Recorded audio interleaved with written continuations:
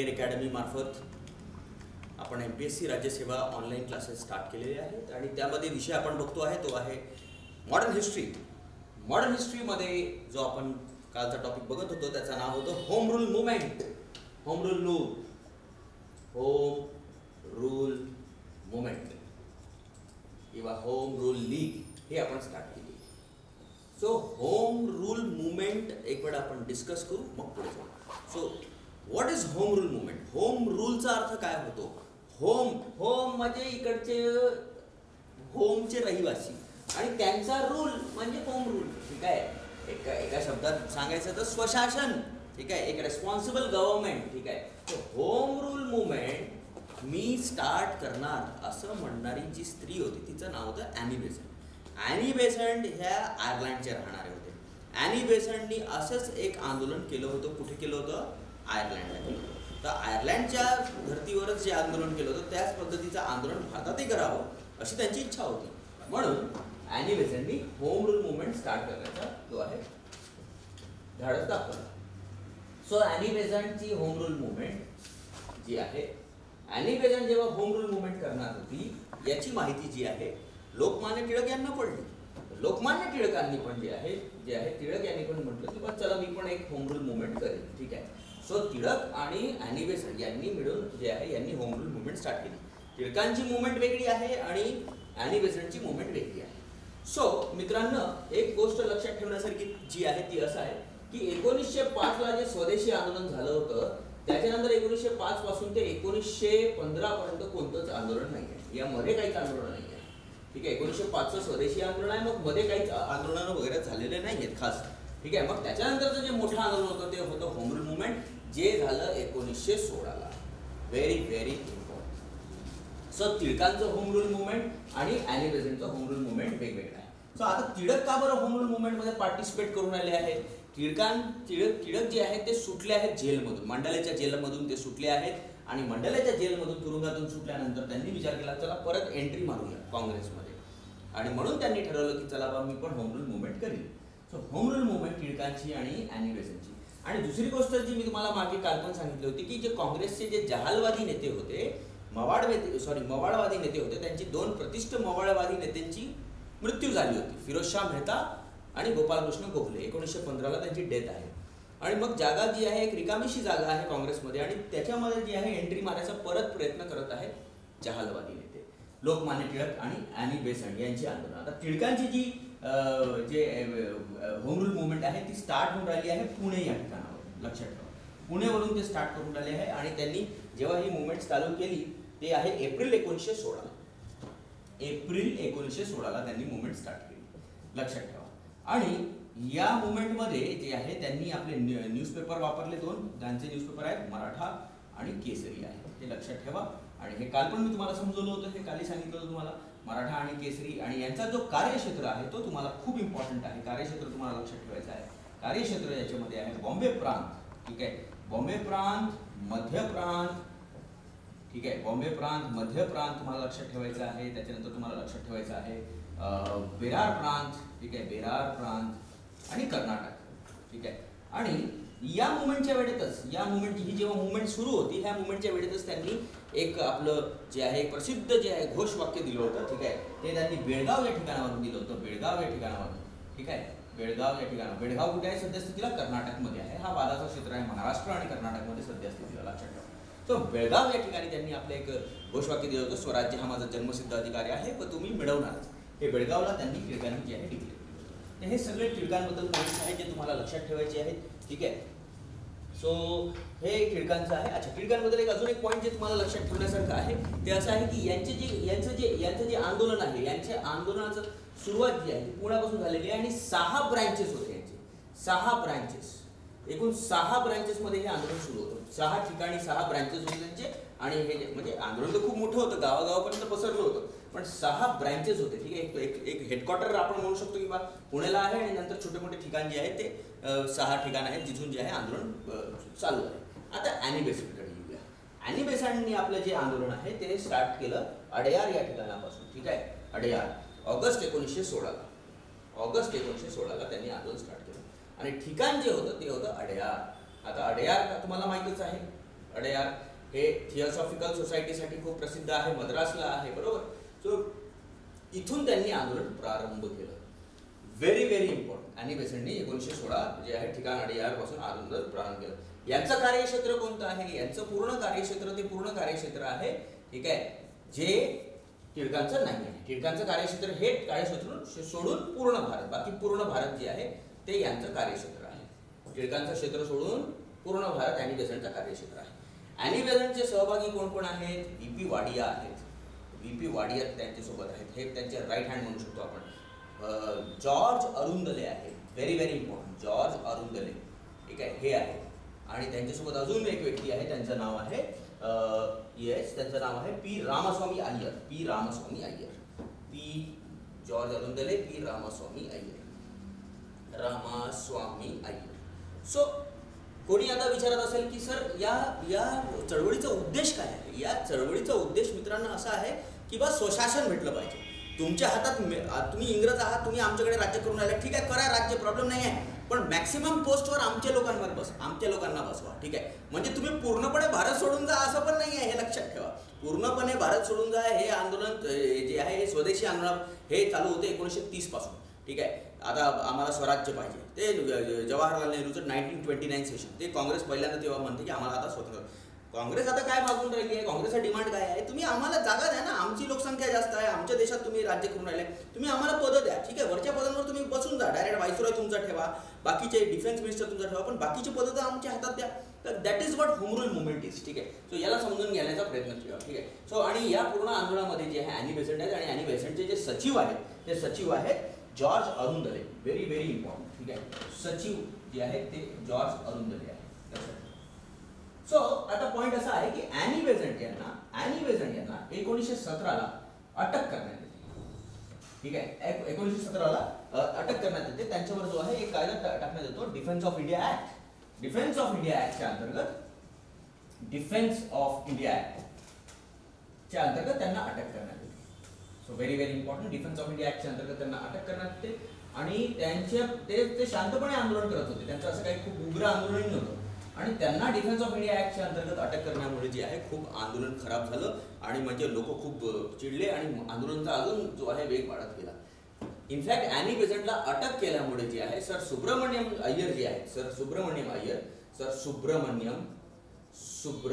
अय्यर यांनी जे आहे आपली सरची उपाधी परत केली. लक्षात ठेवा, सर सुब्रमण्यम अय्यर, ठीक आहे, यांनी जी आहे आपली सरची उपाधी परत केली होती.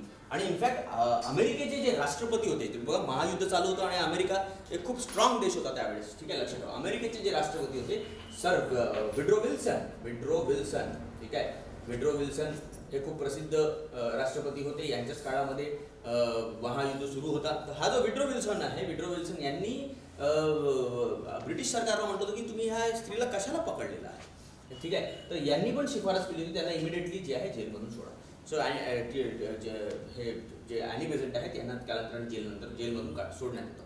सो आता हे आंदोलनाचं झालं काय, एक्झॅक्टली याचं एंड काय आहे, ठीक आहे. सो 1917मध्ये मी तुम्हाला कालही सांगितलं होतं की 1917ला 1917ला जे भारत मंत्री आहे ज्यांचं नाव आहे मॉन्टेग्यू नाव आहे त्यांचं, हे जे भारत मंत्री आहेत, भारत मंत्री काय असतं, व्हाईसरॉय काय असतं, याचा अर्थ तुम्हाला आतापर्यंत समजला पाहिजे.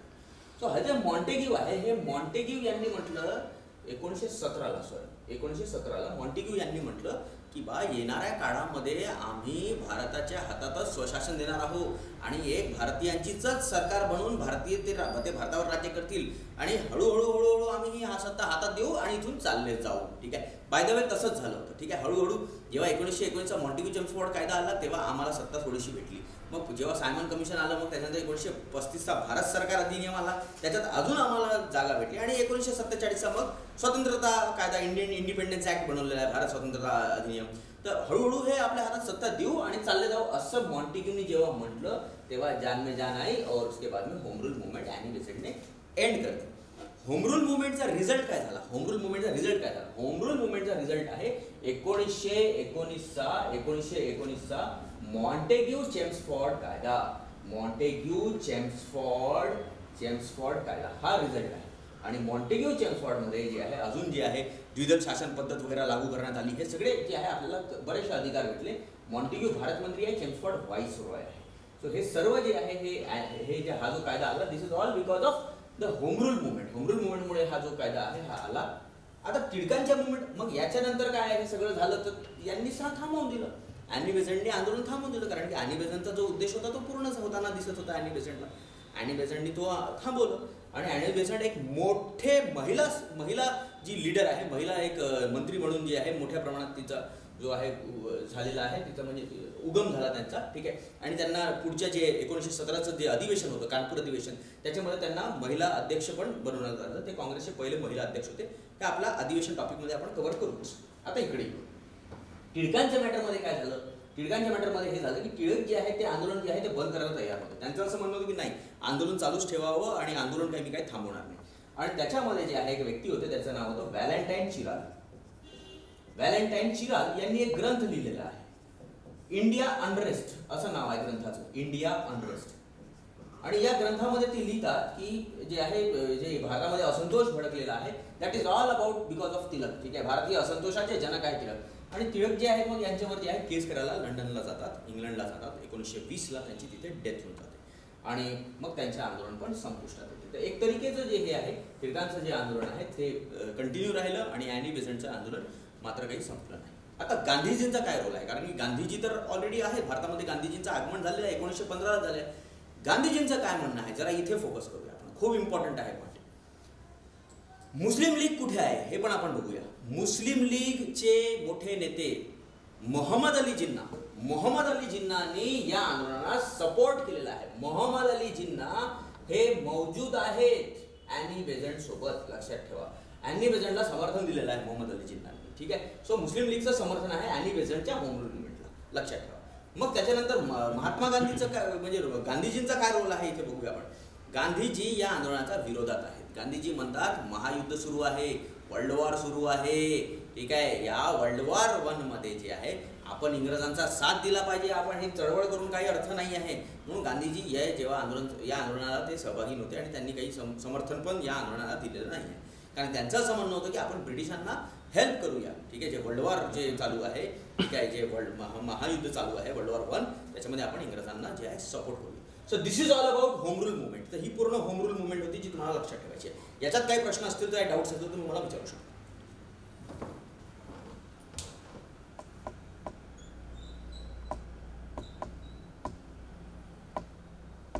येस, ॲनी बेझंटच्या होम रूलच्या ब्रँचेस 200 ब्रँचेस होत्या. ॲनी बेझंटच्या 200 ब्रँचेस, 200 ब्रँचेस होते ॲनी बेझंटच्या होम रूल मुवमेंटमध्ये. 200 ब्रँचेस होते ॲनी बेझंटच्या होम रूलमध्ये.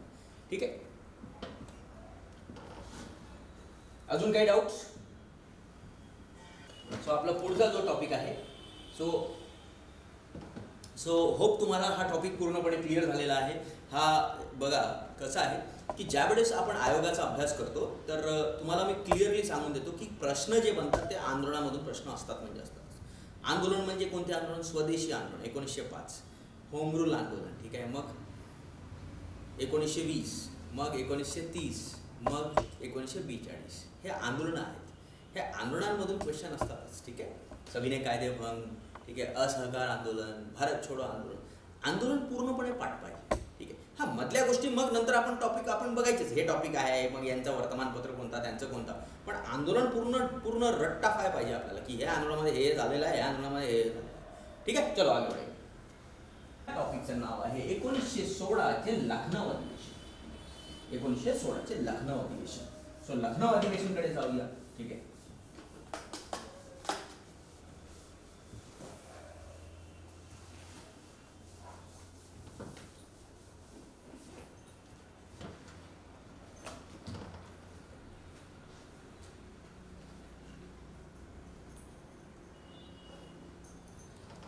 आंदोलन एकत्र का बरं नाही चालवलं? टिळकांचं आंदोलन आणि ॲनी बेझंटचं आंदोलन का बरं वेगवेगळं आहे? मी तुम्हाला आधी पण काल पण सांगितलं होतं, मी परत सांगतो आहे की टिळक हे मवाडवाद्यांना मान्य नव्हते.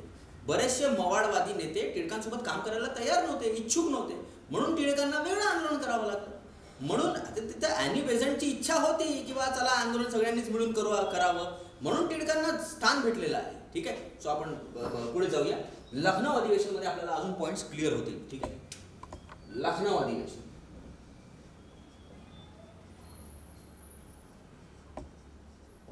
लखनौ अधिवेशन 1916. व्हेरी इम्पॉर्टंट अधिवेशन, खूप जास्त इम्पॉर्टंट अधिवेशन आहे. याचा एक स्टेप तुम्हाला माहित पडते की ह्या लखनौ अधिवेशन बद्दल काय म्हणजे काय बेसिक पॉइंट्स आहेत त्याच्यात. ठीक है, सो अपन इसको समझेंगे लखनौ अधिवेशन के बारे में. सो लखनौ अधिवेशन चे सर्वात पहिले अध्यक्ष कोण आहे? अंबिका चरण मुजुमदार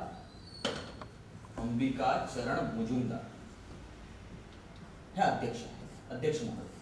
अंबिका स्त्रीचं नाव नाही आहे, हे पुरुष नाव आहे, लक्षात ठेवा. अंबिका चरण मुजुमदार हे पुरुषच आहे. ओके, सो हे बऱ्याच वेळा अंबिका नाव वाटलं की लगेच त्यांना असं वाटतं की महिलाचं तर नाही आहे, पण नाही, हे this is a male candidate. Okay, Ambika Charan Mujumdar ते अध्यक्ष होते. ठीक आहे, ठिकाण आहे लखनौ. मग इथे काय झालेलं आहे, या अधिवेशनाची खासियत काय आहे? Very important. या अधिवेशनाची खासियत ही आहे की या अधिवेशनामध्ये मुस्लिम लीगला आमंत्रण आहे. मुस्लिम लीग काँग्रेसच्या अधिवेशनामध्ये आमंत्रित आहे आणि इंडियन नॅशनल काँग्रेस तर आहेतच आहे. या दोघांमध्ये करार झालेला आहे. करार. सो व्हॉट इज द करार? यालाच आपण लखनौ करार म्हणतो किंवा यालाच आपण काय म्हणतो मित्रांनो? लखनौ पॅक्ट म्हणतो. लखनौ करार किंवा लखनौ पॅक्ट. तर हा पहिला पॉइंट लक्षात ठेवायचा आहे.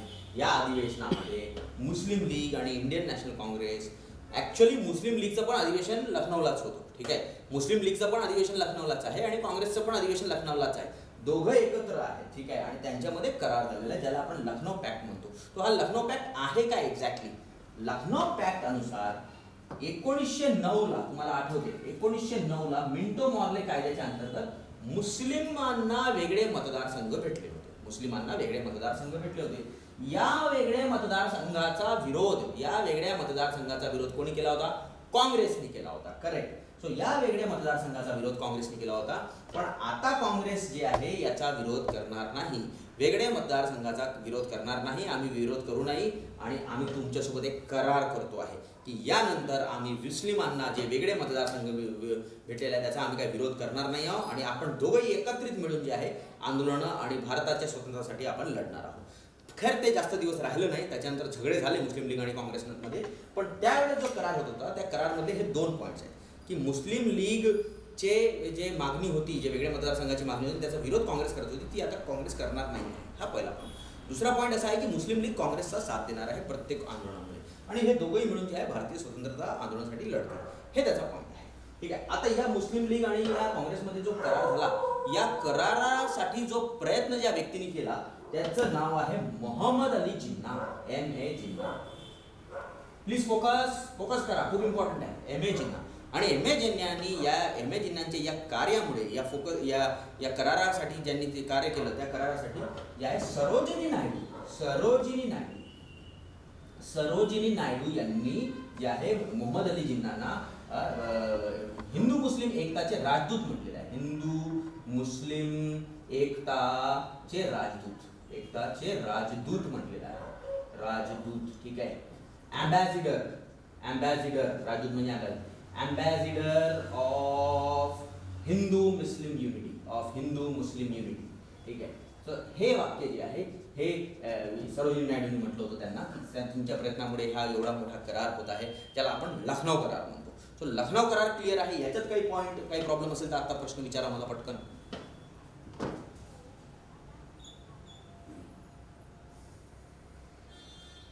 येस, काय डाऊट?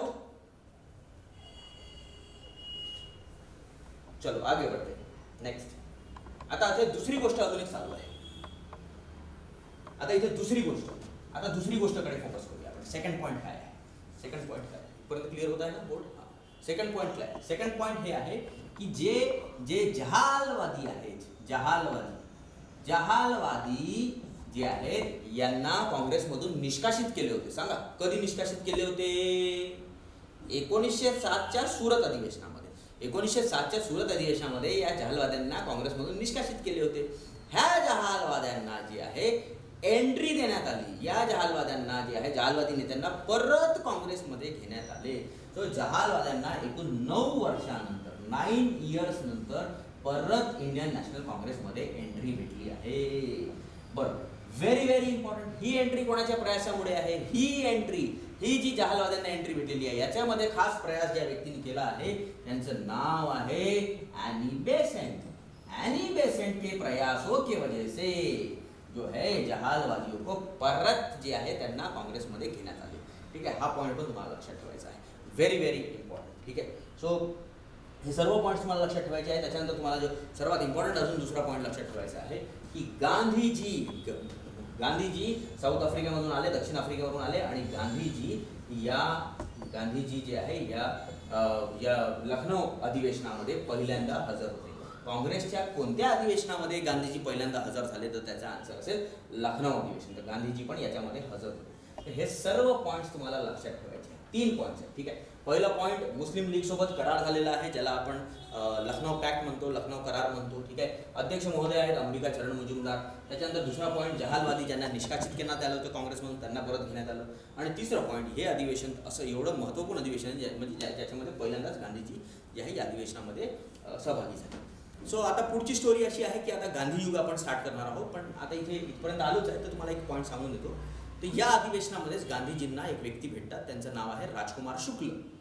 राजकुमार शुक्ल हे बिहारचे रहिवासी आहेत आणि राजकुमार शुक्ल गांधीजींना म्हणतात की तुमच्याबद्दल भरपूर काही ऐकलेलं आहे गांधीजी.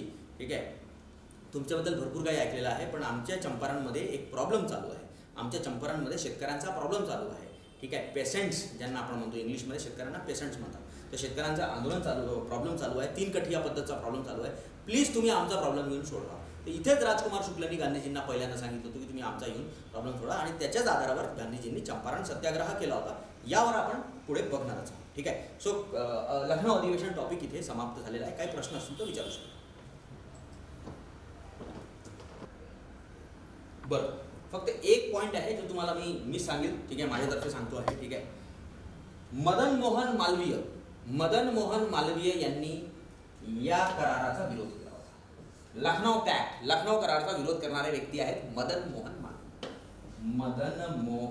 मालवीय यांनी या कराराचा विरोध, ओके, लखनौ पॅक्टचा विरोध केला. ठीक आहे, सो इथे आपण हे आंदोलन स्टॉप कर, हे हा जो अधिवेशन आहे इथे आपण संपवलेलं आहे. पुढे जाऊ. ओके, सो आता आपण गांधी युगकडे चाललो आहे.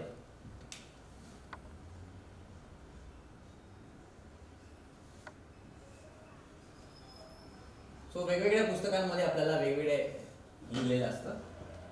कधी 1915 ते 1947 असतं, कधी 1920 ते 47 असतं, 1919 ते 47 असतं.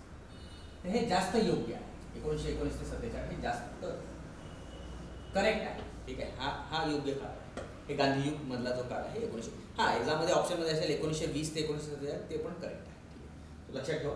सो गांधी युग जो आहे हा 1920 ते 1947 मध्ये मानला जातो. ठीक है, चलो आगे बढ़ेंगे. गांधी जी के बारे में भी हम लोग स्टार्ट कर रहे हैं. ठीक है, सो आता मोहनदास करमचंद गांधी यांचा खूप मोठा रोल आहे. ठीक आहे, रोल आहे भारतीय स्वतंत्रता आंदोलनाच्या अंतर्गत. अनेक जे आंदोलन झाले ते मोठे मोठे आंदोलन ते यांच्या अधीनच झालेले आहेत. सो गांधी युग बद्दल आपण जेव्हा वाचतो आहे सर्वात पहिले त्यांचा जन्म वगैरे, ठीक आहे, 2 ऑक्टोबर 1869 हे सगळं आपण वाचलेलं आहे आणि हे सगळं आपण लहानपणापासूनच वाचत आलेलं आहे. आपल्याला माहिती आहे त्यांना मुलं होते, 4 मुलं होते. ठीक आहे, त्यांना 5वा एक मुलगा होता त्यांचा जमनालाल बजाज, त्याला दत्तक घेतलं होतं. ठीक आहे, हा पण कधी एखाद क्वेश्चन मला कुठेतरी एका पेपरमध्ये सापडला होता की जमनालाल बजाज हा म्हणजे त्यांचा 5वा दत्तक पुत्र ज्यांना मानलं गेलेला पुत्र आहे त्यांचा जमनालाल बजाज. त्यांना 4 पुत्र होते वगैरे वगैरे. सो रिअल स्टोरी कुठून चालू होते, म्हणजे रिअल गांधीयन एरा ज्याला आपण म्हणतो ती कुठून चालू होते. गांधीजी जे आहेत ते दक्षिण आफ्रिकेला जातात. कधी जातात ते दक्षिण आफ्रिकेला? 1893 ला जातात दक्षिण आफ्रिकेला. ते का बरं चाललेले आहेत दक्षिण आफ्रिकेला? द पॉइंट इज दॅट कारण की दादा अब्दुल्ला नावाचे त्याचे वडिलांचे जे मित्र आहेत, दादा अब्दुल्ला त्यांचे वडिलांचे मित्र आहेत दादा अब्दुल्ला, त्यांचे काही बिझनेसेस होते तिथे, त्यांच्या भावांचे आणि त्यांचे पण बिझनेसेस होते दक्षिण आफ्रिकेला. आणि त्यांच्या बिझनेसेसला हँडल करण्यासाठी त्यांना एका वकीलची गरज होती. आणि तुम्हाला सर्वांना माहीतच आहे की गांधीजी बॅरिस्टर झाले होते. ठीक आहे, तो म्हणून त्यांच्या कंपन्यांचे वकिली वगैरे करण्यासाठी 1893 ला गांधीजी कुठे गेले? दक्षिण आफ्रिकेला गेले. सो सर्वात पहिले जेव्हा आपण अभ्यास करतो आयोगाचा, जेव्हा आपण अभ्यास करतो तर त्यावेळेस पहिल्यांदा गांधीजी इन आफ्रिका वाचणं जरुरी आहे आपल्याला. गांधीजी आणि इन आफ्रिका, गांधीजींनी दक्षिण आफ्रिकेमध्ये काय काय केलं हे आपल्याला वाचणं जरुरी आहे. मग नंतर ते भारतात आले 1915ला, सगळ्यांना माहितीच आहे 9 जानेवारी 1915ला ते भारतात आले आणि मग तिथून भारताचा रोल स्टार्ट होतो. पहिले त्यांनी जे काही कार्य केलेले आहेत, गांधीजी यांनी दक्षिण आफ्रिकेत जे कार्य केलेले आहेत ते आपण बघणार आहोत. सो आताचा आपला जो टॉपिक आहे गांधीजी इन साऊथ आफ्रिका, दक्षिण आफ्रिकेमध्ये गांधीजींचे प्रयोग, हे आपण आता वाचणार आहोत. ठीक आहे.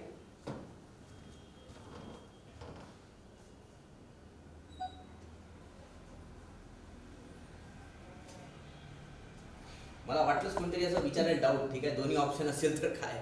बघा, आयोगाला पण समजतं की कसं ऑप्शन टाकावं, ठीक आहे, त्यांना पण कळतं की कशा पद्धतीचे प्रश्न विचारावे. ठीक आहे, नो डाऊट असा टाईपचा प्रश्न असेल, ठीक आहे, असा टाईपचा प्रश्न कधीच निर्माण होणार नाही. गांधी युग तुम्हाला विचारलं जाणार, तुम्हाला ऑप्शन नंबर 1 असेल 1905, 1967 असे ऑप्शन आहे. असे एकदम असे बारीक एकदम 1919, 1920 एवढे मॅचअप पॉईंट्स नाही. ठीक आहे, थोडे डिस्टन्स कुठे ना कुठे असतं. गांधी युग जे मानलं जाणार ते 1919 अनुसार मानलं जाणार, कारण की गांधीजींची प्रसिद्धी 1919 पासूनच आहे. मॅक्सिमम प्रसिद्धी त्यांची 1919 पासून आहे भारतामध्ये. ते भारतात यायच्या पहिलेच ते प्रसिद्ध झाले होते तसे, पण तेवढ्या प्रसिद्धी एकदम गावाखेड्यापर्यंत ते 1919 पासून पोहोचतात. तुम्हाला सगळ्यांनाच माहिती आहे 1919ला एक आंदोलन स्टार्ट झालं होतं. ठीक आहे, ज्याला आपण काय म्हणतो, मुस्लिम कम्युनिटीसाठी ते आंदोलन होतं, टर्कीसाठी ते आंदोलन होतं. ठीक आहे, सो ते हे आपण बघू. चलो आगे फोकस करतो. गांधीजी इन दक्षिण आफ्रिका. नाव गांधीजी दक्षिण आफ्रिकाला पोहोचले. दादा अब्दुल्ला, ठीक आहे, त्यांच्या कार्यांसाठी ते तिथे पोहोचलेले आहे. आता त्यावेळेस जेव्हा ते तिथे दक्षिण आफ्रिकेला पोहोचतात तर त्यांच्यासोबत एक घटना होती. 1893ला त्यांच्यासोबत एक घटना होती, खूप इम्पॉर्टंट आहे. 1893ची त्यांची जी घटना आहे ती खूप इम्पॉर्टंट आहे. ते ट्रेननी चाललेले आहेत. कुठे चाललेले आहेत ट्रेननी? ते चाललेले आहेत प्रिटोरियाला चाललेले आहेत, डर्बन नावाच्या ठिकाणापासून ते चाललेले आहेत प्रिटोरियाला डर्बन पासून ते प्रिटोरियाला झालेले आहेत आणि ट्रेननी चाललेले आहेत डर्बन पासून प्रिटोरियाला. तर ज्यावेळेस ते डर्बन पासून प्रिटोरियाला ट्रेननी चाललेले आहेत, त्यांच्याजवळ फर्स्ट क्लासचं पास होतं. आता हे खूप एज्युकेटेड होते आणि रिच फॅमिलीतून बिलॉंग करायचे गांधीजी. लक्षात ठेवा, गांधीजी काही म्हणजे असे खूप गरीब क्लासचे नव्हते. त्यांचे आईवडील चांगले प्रतिष्ठित व्यक्ती होते आणि ते चांगल्या फॅमिलीला म्हणजे श्रीमंत घरातूनच गांधीजी होते. त्यांनी फर्स्ट क्लासचं पास घेतलं होतं आणि फर्स्ट क्लासच्या पासमध्ये ते एंट्री मागली त्यांनी. तर जेव्हा त्यांनी फर्स्ट क्लासची डब्यामध्ये एंट्री मागली त्यावेळेस जे आहे त्यावेळेस तिथे इंग्रज काही बसले होते, ब्रिटिशर्स बसले होते. त्यांनी म्हटलं की बा हा व्यक्ती इथे काय करतो आहे, कारण की साऊथ आफ्रिकामध्ये मोठ्या प्रमाणात नसलभेद होतो. नसलभेद तेवढं भारतात बघायला नाही भेटलं. इंग्रजांनी भारतीय लोकांना नसलभेद एवढा नाही केला. त्यांचा नसलभेद खूप मोठ्या प्रमाणात होता दक्षिण आफ्रिकामधल्या काळ्या लोकांसोबत, खूपच भयानक. तुम्हाला सगळ्यांना माहिती आहे साऊथ आफ्रिकेला स्वतंत्रता कधी भेटलेली आहे, 1990. ठीक आहे, आणि त्याची जी पॉलिसी होती, त्यांची काळ्यांसाठी जी पॉलिसी होती, त्या पॉलिसीचं नाव होतं ॲपर्थेड पॉलिसी. नेल्सन मंडेलाला वाचा तुम्ही, तुम्हाला ते सगळं कळेल. ठीक आहे, वाचन खूप जरुरी आहे, वाचन खूप जास्त असलं पाहिजे. चलो फोकस करतो. तर ते डर्बन पासून प्रिटोरियाला जात होते आणि डर्बन पासून जेव्हा प्रिटोरियाला जात होते त्यांनी पास दाखवलं. त्यांनी म्हटलं की बाळा माझं फर्स्ट क्लासचं पास आहे, परंतु त्यांना जे आहे या इंग्रजांनी जे आहे धक्कामुक्की करून ट्रेनच्या बाहेर फेकून टाकलं. ज्या ठिकाणी त्यांना ट्रेनच्या बाहेर फेकलं त्या ठिकाणाचं नाव आहे पीटर मेरिट्सबर्ग. पीटर मेरिट्सबर्ग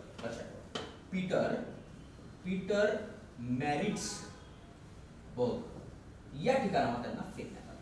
इथून जे आहे त्यांचा लढा स्टार्ट होतो. उनको जब समझ में आया कि यार यहाँ तो बहुत प्रॉब्लम है और मैं इतना पढ़ा लिखा बैरिस्टर करके आया और मलाच फेकण्यात आलं तर आता दुसऱ्यांची काय परिस्थिती असेल. मग त्यांनी काय केलं, त्यांनी एक पक्षाची स्थापना केली. 1894ला त्यांनी एका पक्षाची स्थापना केली. काय नाव आहे त्यांच्या पक्षाचं? नाताळ इंडियन काँग्रेस. ठीक आहे, नाताळ इंडियन काँग्रेस. येस, नाताळ इंडियन काँग्रेस. नाताळ इंडियन काँग्रेसची त्यांची स्थापना. हा एक त्यांचा राजकीय पक्ष आहे. ठीक आहे, कुठे नाताळ या ठिकाणी. ठीक आहे, नाताळ इंडियन काँग्रेसची स्थापना केली त्यांनी. ठीक आहे, नाताळला मोठ्या प्रमाणात इंडियन्स राहायचे. नाताळ एक प्रोव्हिन्स आहे साऊथ आफ्रिकामध्ये जिथे मोठ्या प्रमाणात इंडियन्स राहायचे त्या काळात. ठीक आहे, सो याच्याबद्दल आपण बघू. बाकी कोणाचा काही प्रश्न आहे का?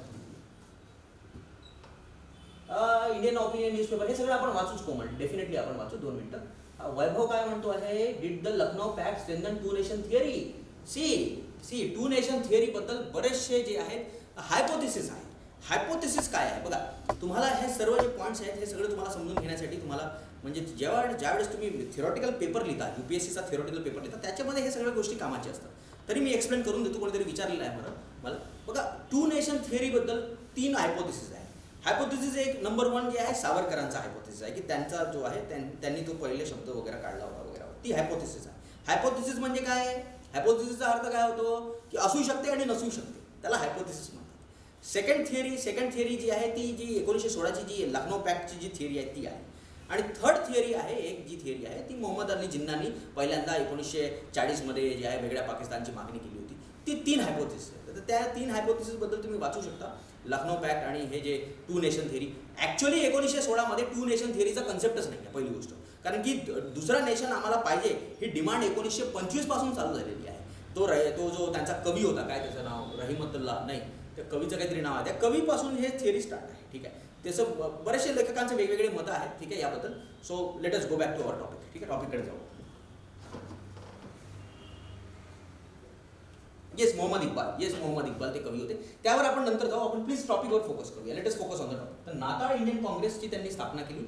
नाताळ इंडियन नाताळ इंडियन काँग्रेसचं काम काय आहे की या राजकीय जे आहेत, राजकीय कारणांमध्ये, राजकीय गोष्टींमध्ये सहभाग करणे आणि जे काही जुलमी कायदे जे इंग्रजांनी बनवलेले आहे, ठीक आहे, एशियन्सवर बनवले. कारण की हे सगळे आशिया खंडाचे रहिवासी लोक आहेत. तर आशिया खंडाचे तिथे मोठ्या प्रमाणात लोक होते, जे जॅपनीज होते, चायनीज होते, इंडियन्स होते. तर त्यांच्यावर काही जे काही प्रॉब्लेम्स होणार आहेत त्याच्यासाठी यांनी नाताळ इंडियन काँग्रेसची स्थापना केली होती. ठीक आहे, चलो आगे बढ़ते हैं, नेक्स्ट पॉइंट की तरफ चलते हैं. ठीक आहे, सो आता बोयर्स वॉर बद्दल वाचूया. ठीक आहे, बोयर्स वॉर. सो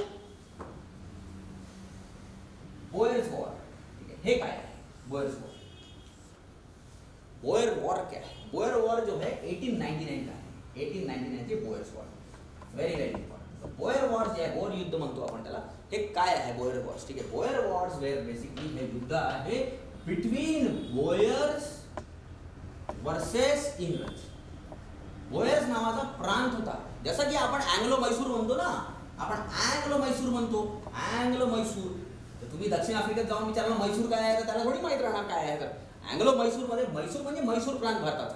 तसंच बोयर वॉर म्हणजे, बोयर युद्ध म्हणजे, बोयर हे ठिकाण आहे दक्षिण आफ्रिकेमध्ये. सो बोयर वॉर झाला होता 1899ला. तर हा जो बोयर वॉर आहे, या बोयर वॉर मध्ये मोहनदास करमचंद गांधींनी ॲम्ब्युलन्सचं कार्य केलं होतं. Ambulance corps. आणि हे जे आहे ॲम्ब्युलन्स कॉर्प्स जे आहे, हे ॲम्ब्युलन्स कॉर्प त्यांनी चालवली होती. ॲम्ब्युलन्स कॉर्प मला वाटते काही जवळपास 1100 लोकांची ॲम्ब्युलन्स कॉर्प होती. ठीक आहे, 1100 भारतीय लोकांची ॲम्ब्युलन्स कॉर्प होती. ह्या ॲम्ब्युलन्स कॉर्पमध्ये काय होतं की हे ॲम्ब्युलन्सनी जे आहे, जे लोक मरून राहिले आहेत, जे लोक जखमी होऊन राहिले आहेत युद्धामध्ये, इंग्रज जे जखमी होऊन राहिले आहेत, जे इंग्रजांच्या बाजूने लढून राहिले आहेत, जे जखमी होऊन राहिले आहेत, त्यांनी ॲम्ब्युलन्स घेऊन जायची, त्यांना त्याच्यामध्ये ॲम्ब्युलन्समध्ये टाकायचं आणि त्यांना घेऊन यायचं, जखमी झालेल्या सैनिकांना घेऊन जायचं.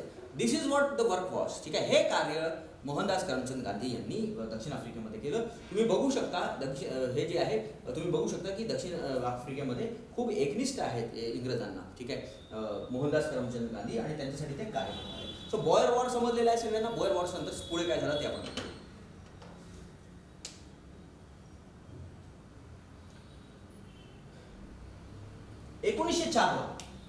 1904ला त्यांनी फिनिक्स आश्रमची स्थापना केली होती. फिनिक्स आश्रमची स्थापना केली होती. फिनिक्स आश्रमची स्थापना त्यांनी केली होती. फिनिक्स आश्रम कुठे आहे? फिनिक्स आश्रम डर्बनला आहे. डर्बन. आणि असं म्हटलं जाते की त्यांचे सत्याग्रहाचा जो कन्सेप्ट आहे, त्यांचा सत्याग्रहाचा कन्सेप्ट, तो सत्याग्रहाचा कन्सेप्ट त्यांनी कुठून तरी इथूनच स्टार्ट केलेला आहे. म्हणून इथूनच त्यांच्या ह्या आश्रम त्याच्यासाठीच प्रसिद्ध झालं होतं. 1904ला हे फिनिक्स आश्रम त्यांनी बांधलं होतं. फिनिक्स आश्रम जे आहे 1904ला बांधण्यात आलं. ठीक आहे, आणि हे बर्थ प्लेस ऑफ सत्याग्रह म्हटलं जातं, लक्षात ठेवा. ठीक आहे, सो बोयर वॉर पुन्हा सांगायचं आहे. बोयर वॉर जो आहे, बोयर युद्ध जे आहेत, हे बोयर प्रांतासोबत युद्ध सुरू होते इंग्रजांचे. ज्या पद्धतीने भारतात इंग्रज आले, मग इंग्रज आणि मैसूरचे युद्ध झाले, बरोबर, इंग्रज बंगालमध्ये युद्ध झाले, ठीक आहे, बरोबर आहे ना, इंग्रज आणि शिखांचे युद्ध झाले. तसेच इंग्रजांचे तिथे पण युद्ध झाले साऊथ आफ्रिकामध्ये, इंग्रज वर्सेस बोयर प्रांत.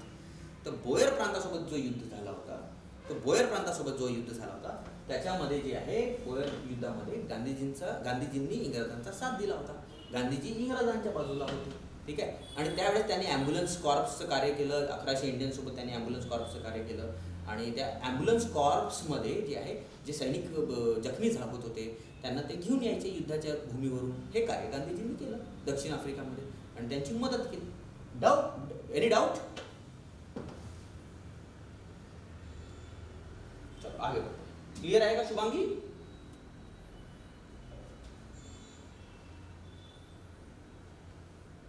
बोल.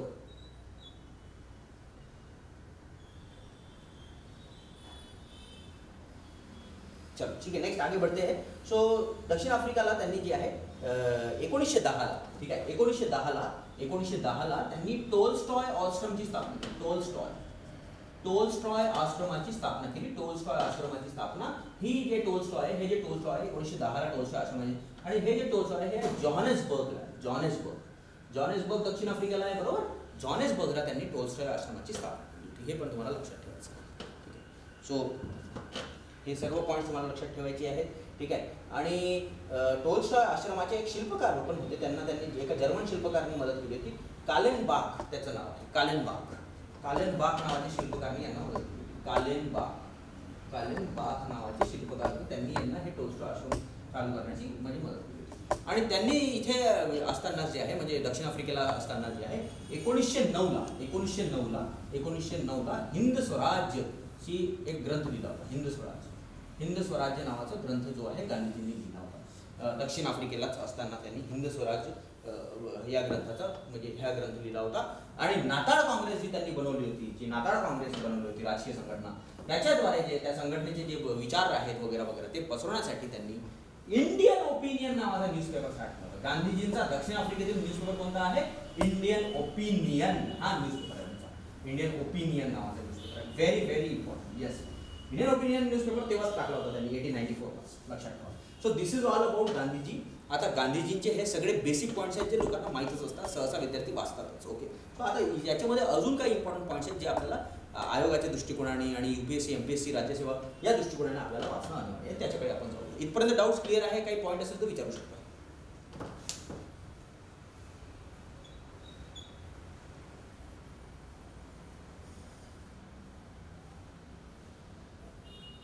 Any doubts? काय डाऊट्स आहे कोणाला इथपर्यंत?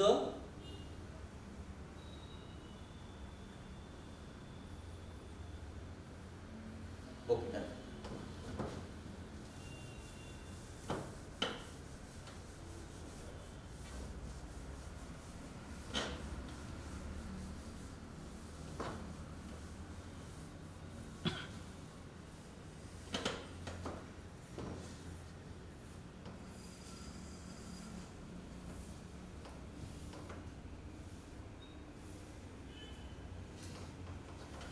मुडीमॅन समिती 1926-27 ची आहे. त्याला वेळ आहे अजून, ठीक आहे. मुडीमॅन समितीला वेळ आहे अजून, ठीक आहे. मुडीमॅन समितीला अजून थोडासा वेळ आहे. मुडीमॅन समितीसाठी थोडं तुम्हाला थांबावं लागेल, ठीक आहे. बोर्डकडे. सो 1906 ठिकाण आहे दक्षिण आफ्रिका. एशियाटिक लॉ पारित झालेला आहे. एशियाटिक कायदा पारित केलेला आहे, ठीक आहे. त्याचं नाव आहे एशियाटिक कायदा. या एशियाटिक कायद्याचा विरोध गांधीजींनी केला होता. या कायद्याचा. बेसिकली काय आहे हा एशियाटिक लॉ, इसको समजेंगे. ये क्या है? एशियाटिक लॉ एक असा लॉ होता की जितके पण एशियाचे लोक राहत होते, आशिया खंडातले लोक राहत होते साऊथ आफ्रिकेमध्ये. आशिया खंड आणि साऊथ आफ्रिका आफ्रिका खंडामध्ये येतो. एवढं तर बेसिक तुम्हाला माहीतच पाहिजे, ठीक आहे, की आफ्रिका खंडामध्ये साऊथ आफ्रिका नावाचा देश आहे, ठीक आहे. हा आफ्रिका खंड आहे, हा इक्वेटर आहे, असा आफ्रिका खंड आहे. आफ्रिका एकमेव खंड आहे ज्याच्यामधून 3 रेषा जातात, tropic of Cancer, equator, tropic of Capricorn है ना, कर्कवृत्त, मकरवृत्त आणि विषुववृत्त, हे 3 रेषा जाणारा हा आशिया खंड आहे. आणि इथे खाली साऊथ आफ्रिका नावाचा देश आहे.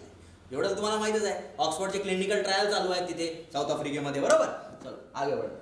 त्या साऊथ आफ्रिका देशामध्ये एशियाचे रहिवासी लोकांच्या विरुद्ध एक कायदा आला होता ज्याचं नाव आहे एशियाटिक लॉ. तर हा एशियाटिक लॉ काय आहे? बेसिकली एशियाचे पण जितके पण रहिवासी लोक आहे, एशिया खंडातले जितके पण लोक राहतात, त्यांना एक रजिस्ट्रेशन करावं लागेल. आणि रजिस्ट्रेशन करून ते रजिस्ट्रेशन पेपर आपल्याजवळ ठेवावं लागेल. आणि जेव्हा पण एखादा इंग्रज त्यांच्या समोर येईल तर तो कागद दाखवावा लागेल की बा आम्ही हा रजिस्ट्रेशन आहे का, रजिस्ट्रेशन आहे का, चला दाखवा. आहे सर, आहे का. तर तो रजिस्ट्रेशन पेपर फक्त आशियाच्या लोकांसाठी होता. त्यालाच म्हणायचे एशियाटिक लॉ. आणि समजा तो पेपर तुमच्याजवळ नसेल तर तुम्हाला त्या साऊथ आफ्रिकेमधून बाहेर करण्यात येणार, किंवा तुम्हाला जेलमध्ये टाकण्यात येणार, किंवा तुम्हाला सजा भेटेल, किंवा तुम्हाला तुमच्यावर जुल्म करण्यात येतील. तर हा होता एशियाटिक लॉ. आणि या एशियाटिक लॉच्या विरोधात तिथे गांधीजींनी आंदोलन केलं होतं, मोठं आंदोलन केलं होतं. तर त्यांचं आंदोलन बघून जे आहे तिथे तिथला जॉनसबर्गचा एक गव्हर्नर टाईपचा व्यक्ती होता. त्याचं नाव होतं जनरल स्मट्स. जनरल स्मट हे नाव होतं. तर हा जो जनरल स्मट आहे, या जनरल स्मटनी म्हटलं की ठीक आहे तुम्ही आंदोलन थांबवा, मी हा कायदा वापस घेतो. मी हा कायदा वापस घेईल, एशियाटिक लॉ जो आहे हा मी वापस घेईल. एक काम करा, तुम्ही सर्वजण रजिस्ट्रेशन करून घ्या, तर मी हा जो आहे कायदा वापस घेतो. गांधीजी पहिले व्यक्ती होते ज्यांनी जाऊन आपलं नाव रजिस्टर केलं आणि या एशियाटिक लॉच्या अंतर्गत जे आहे त्यांनी रजिस्ट्रेशन करून घेतलं. तर त्यांनी जेव्हा रजिस्ट्रेशन केलं, त्यांचं बघून अनेक हजारो लोकांनी रजिस्ट्रेशन केलं. मग रजिस्ट्रेशन सगळ्यांनी केल्यानंतर आता तर तुम्ही हा कायदा परत घ्या, तुम्ही म्हणणार होते हा कायदा परत घेणार करून, पण हा कायदा काही परत घेण्यात आला नाही. म्हणून त्यामुळे काय झालं, जनरल स्मट्स जे आहे, जनरल स्मट्सनी हा कायदा परत नाही घेतल्यामुळे गांधीजींनी तिथे एक आंदोलन केलं. ते एक मस्जिद आहे जोहानेसबर्गला एक मस्जिद आहे. त्या मस्जिदचं नाव आहे हमीदा मस्जिद नाव आहे कदाचित. येस, एक मिनटं सांगतो मी तुम्हाला.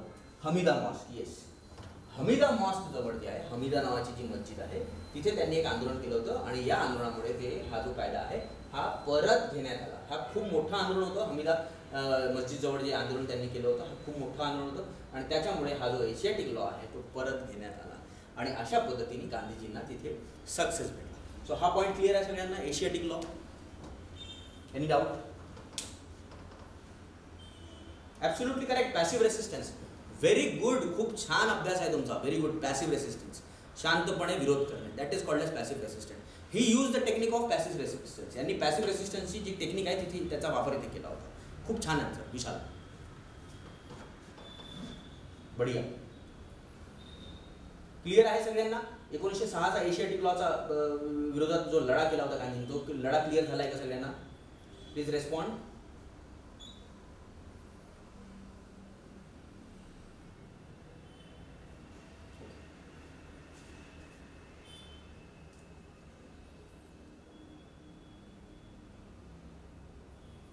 बरं, ठीक आहे, डन. दुसरा जो लढा आहे तो आहे Transvaal immigration restriction act 1907. Transvaal immigration restriction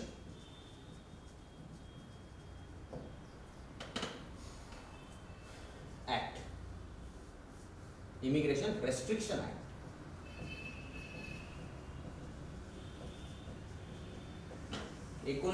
Transvaal immigration restriction act. जरा फोकस करा, व्हेरी व्हेरी इम्पॉर्टंट. ट्रान्सवाल नावाचा एक प्रांत होता. कुठे प्रांत होता? दक्षिण आफ्रिकेमध्ये.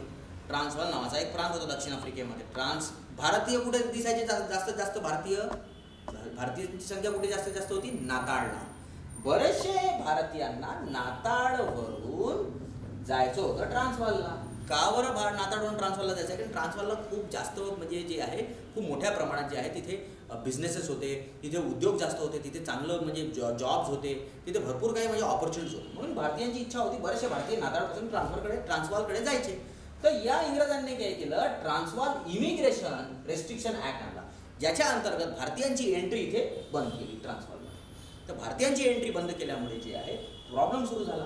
मग याच्या विरोधात जे आहे गांधीजींनी एक आंदोलन केलं होतं. ठीक आहे, त्या दक्षिण आफ्रिकेमध्ये याच्या विरोधात गांधीजींनी आंदोलन केलं होतं. आणि जे आहे सोराबजी नावाचा व्यक्ती आहे जो गांधीजी खूप प्रभावित होता. तिथे नाही, हा सोराबजी हा वेगळा व्यक्ती आहे. ठीक आहे, सोराबजी नावाचा जो व्यक्ती होता तो गांधीजीशी खूप प्रभावित होता. त्यांनी एंटर करायचा प्रयत्न केला, ट्रान्सवालमध्ये जो आहे जायचा प्रयत्न केला. तर त्यांना अटक करण्यात आली. त्यांनी जसं अटक केलं, सोराबजींना जसं अटक केलं तसं हजारो भारतीय त्याच्या ट्रान्सवालमध्ये प्रवेश करण्याचा प्रयत्न करत होते. आणि बरेचसे हजारो भारतीयांना तिथे अटक करण्यात आलं. आणि कालांतराने हा पण लढा जो आहे गांधीजींचा सक्सेसफुल झाला आणि हा कायदा कालांतराने रद्द करण्यात आला. So this is Transvaal immigration restriction act. हा पण एक गांधीजींचा दक्षिण आफ्रिकेमध्ये लढा होता. क्लिअर आहे पॉईंट? क्लिअर आहे का?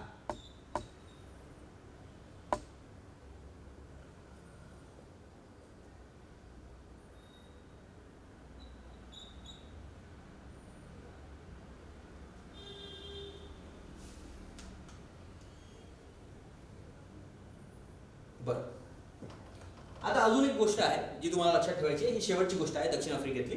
बोर्डकडे लक्ष द्या. 1913 non Christian marriage act. Non Christian marriage ऍक्टच्या अंतर्गत काय होतं? नॉन ख्रिश्चन मॅरेज ऍक्टच्या अंतर्गत काय होतं की हा एक कायदा बनवला होता इंग्रजांनी. समजा ख्रिश्चन पद्धतीने विवाह लागला नसेल, तर त्या विवाहाला मान्यताच नसेल. समजा ख्रिश्चन पद्धतीने विवाह लागला नसेल तर त्या विवाहाला मान्यताच नसेल. हा एक कायदा साऊथ आफ्रिकेमध्ये आणला होता. ठीक आहे. मग काय होत होतं? मग प्रॉब्लेम काय आहे की समजा दुसऱ्या पद्धतीने लागेल विवाह आणि समजा त्या विवाहाला मान्यताच नाही आहे, मग त्याच्याद्वारे जे झालेले अपत्य असेल त्या अपत्यांना काय म्हणू मग आपण? तोच तो प्रॉब्लेम आहे. ठीक आहे. आजही तुम्हाला माहिती आहे असे प्रॉब्लेम्स आपल्याला बघायला भेटतात समाजामध्ये. समजा लग्नच नाही झालेलं आहे आणि लग्नाला मान्यताच नाही आहे आणि समजा तुम्हाला अपत्य होणार तर त्याला काय म्हणू आपण? या नॉन ख्रिश्चन मॅरेज ऍक्टचा पण गांधीजींनी तिथे लढा केला आणि याला पण जे आहे त्यांनी तिथे संपवण्याचा प्रयत्न केला. So here also Gandhiji one. So हे सर्व हे जे आहे सर्व लढे जे आहे ते गांधीजींचे लढे आहेत ते तिथे त्यांनी करण्याचा प्रयत्न केला. याच्या पहिले जे मी तुम्हाला सांगितलं डर्बन, काय म्हणतात टॉलस्टॉय फॉर्म, फिनेक्स फॉर्म, त्याच्यानंतर हिंद स्वराज्य, त्याच्यानंतर नाताळ इंडियन काँग्रेस, हे सर्व पॉईंट्स गांधीजींचे दक्षिण आफ्रिकेतले पॉईंट्स आहेत. सो होप तुम्हाला गांधीजी इन साऊथ आफ्रिका समजलेला आहे. हा जो टॉपिक आहे हा गांधीजी इन साऊथ आफ्रिका आहे. ठीक आहे. मग आता हे सगळं झाल्यानंतर आता गांधीजी भारतात येतात. ठीक आहे. Any doubt about this? Gandhiji in south Africa topic clear झालेला आहे. Gandhiji in south Africa topic clear आहे सगळ्यांना? Very good. छान.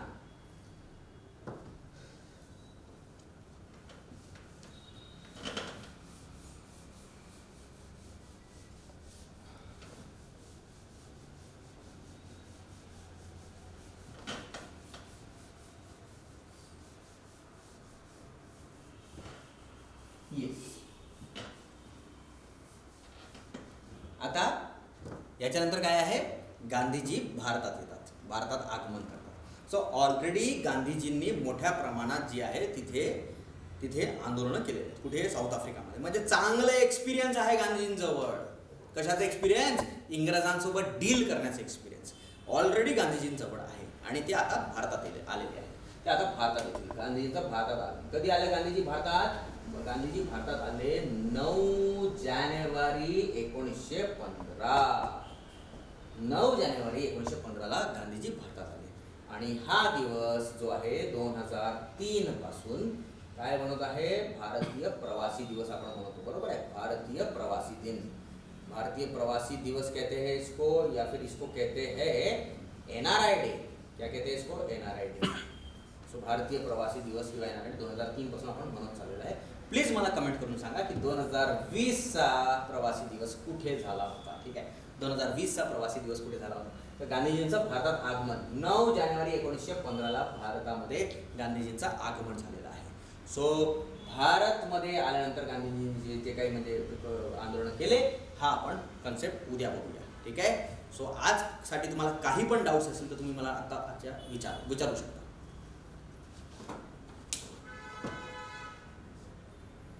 ऑप्शन द्या. ऑप्शन नाही, तुमचं वाचून झालं पाहिजे. जानेवारीचा करंट अफेअर आहे ते. बरोबर. ठीक आहे. छान छान. ओके. अजून काही कोणाला डाऊट्स आहेत तर विचारा प्लीज. Any doubts? नाईस. ठीक आहे. ओके माय डिअर स्टुडंट्स, आपण उद्या भेटूया आणि उद्या आपण गांधीजींचं भारतामधलं जे काही रोल आहे ते आपण उद्या बघूया. ठीक आहे. थँक्यू. जय हिंद, जय भारत. जय भीम, जय भारत.